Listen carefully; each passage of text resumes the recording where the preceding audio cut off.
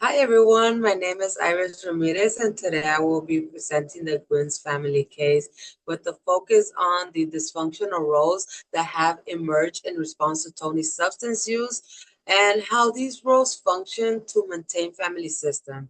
First, let's start with Mary's role. Mary has assumed the role of the enabler, often conceptualized as a caretaker within a family system impacted by substance use.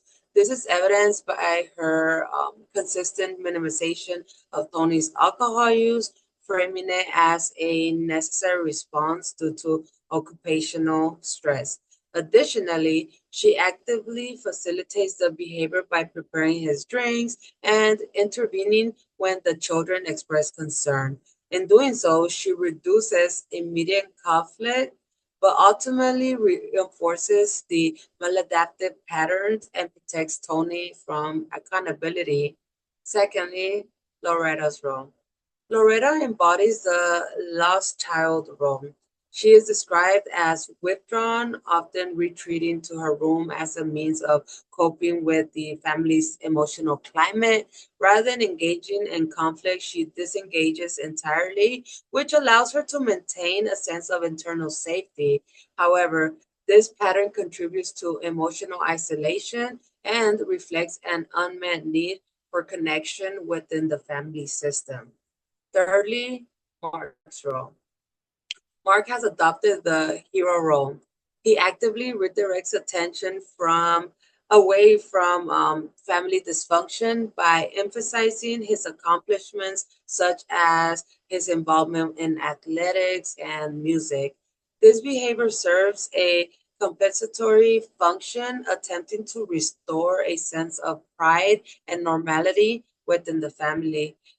While adaptive on the surface, it places implicit pressure on him to uphold this role and diverts attention from the underlying issue, which is substance use.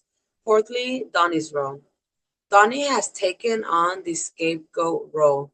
His externalizing behaviors, particularly within the school settings, position him as the identified problem within the family.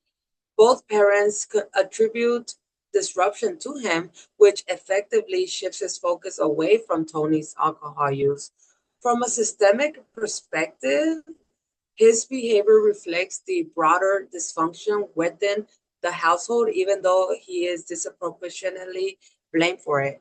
A primary resource I would recommend is Al Anon for the family in conjunction with the referral for Tony to engage in a structured substance use treatment program. Al Anon would provide psychoeducation regarding addiction, challenge enabling dynamics, and it will also support the development of healthier boundaries.